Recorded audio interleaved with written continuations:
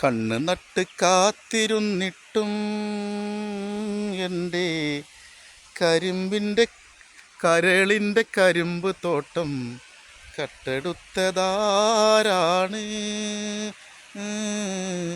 കട്ടെടുത്തതാരാണ്? കണ്ണു നട്ട് കാത്തിരുന്നിട്ടും എൻ്റെ കരളിൻ്റെ കരിമ്പ് തോട്ടം കട്ടെടുത്തതാരാണ്?